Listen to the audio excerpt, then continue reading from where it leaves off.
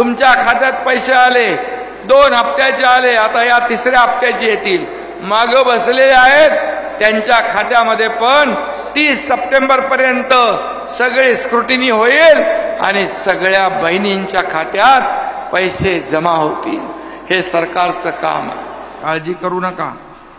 माझ्या लाडक्या बहिणी ज्या सगळ्या योजनेला पात्र आहेत, या वंचित राहणार नाहीत.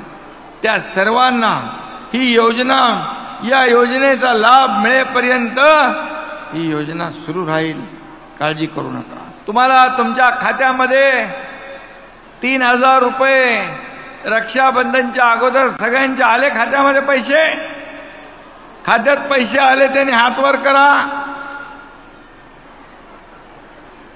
आता तुम्हाला सांगतो, ज्यांच्या खात्यात पैसे आले नाही त्याचा 30 सप्टेंबर पर्यंत आणखी आपण मुदत वाढवली आहे आणि तोपर्यंत आपल्याला अर्ज भरण्याची मुभा. यापुढे दर महिन्याला तुम्हाला 1500 रुपये मिळणार म्हणजे मिळणार. त्याच्यामध्ये कोणी माईकाला आला तरी सुद्धा ही योजना बंद होणार नाही म्हणजे नाही. अनेक लोकांनी याच्यामध्ये खोडा घालण्याचा प्रयत्न केला. ही योजना फसवी आहे म्हणाले. ही योजना फक्त निवडणुकीपुरती आहे. ही योजना चुनावी जुमला आहे. खात्यात बहिणींच्या पैसे काय मिळणार नाही अशा अफवा सोडत होते. आणि कोणी कोर्टामध्ये गेलं, कोर्टाने त्यांना चांगली थप्पड मारली आणि फटकारलं. बोले तुम्ही लाडक्या बहिणींच्या आडे येऊ नका. या 1500वर हा एकनाथ शिंदे आणि आमचं महायुतीचं सरकार थांबणार नाही. तुम्ही या सरकारची ताकद वाढवली, बळ दिलं तर 1500चे 2000 आम्ही करू. आणखी ताकद दिली 2000चे 2500 करू आम्ही. आणखी बळ दिलं तर 2500चे 3000 आम्ही करू. तुमच्या हातात आहे. तुम्ही जेवढं बळ द्याल 3000 पेक्षा जास्ती देताना सरकार कधी हात आकडता घेणार नाही. कारण हे पैसे तुमचे आहेत. हे जनता जनार्दनाचे पैसे आहेत आणि म्हणून हे देणारं सरकार आहे, हे घेणारं सरकार नाही. विरोधक म्हणाले बँकेत पैसे आले लवकर लवकर काढून घ्या नाही तर सरकार काढेल. अरे दुष्टांनो, काढायचं काम तुमचं आहे, द्यायचं काम आमचं आहे. तुम्ही 2.5 वर्ष हप्ते घेतले, आम्ही 2 हप्ते आमच्या बहिणींच्या खात्यात टाकले 3000 रुपये. हे बदल आहे.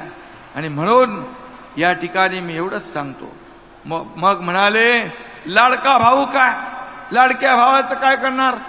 आम्ही म्हणालो लाडका भाऊ कधीपासून यांना दिसला? कधी सगळे भाऊ गेले सोडून, एकही नाही राहिला. बोलो तरी सुद्धा आमचे लाडके भाऊ इकडे आहेत, लाडके भाऊ इकडे आहेत. त्यांच्यासाठी आम्ही मुख्यमंत्री युवा प्रशिक्षण योजना आम्ही आणली. या योजनेमध्ये सुशिक्षित बेकार जे आहेत 12वी डिप्लोमा डिग्री त्यांना 6000, 8000, 10000 पर्यंत महिन्याला मानधन स्टायपंड चालू करणारं हे देशातलं पहिलं राज्य आहे. माझ्या भावांनो लक्षात ठेवा, ही योजना कुठल्याच राज्यात नाही. अप्रेंटिसशिप तुम्ही दुसरीकडे करताय, कंपनीमध्ये तुम्हाला करायला मिळेल, सरकारी कार्यालयात करायला मिळेल, पण त्याचे पैसे सरकार भरणार. ही योजना आम्ही केली कारण 10 लाख लोकांना आपण टार्गेट ठेवलेले आहे. वर्षभरात 1.5 लाखापेक्षा जास्ती माझ्या बांधवांची नोंदणी झाली आहे. तुम्हाला आणखी एक सांगतो, माझ्या तरुण भावंडांनो, माझ्या लाडक्या भावांनो, जर्मनी देशाबरोबर आपल्या महाराष्ट्राने करार केलाय.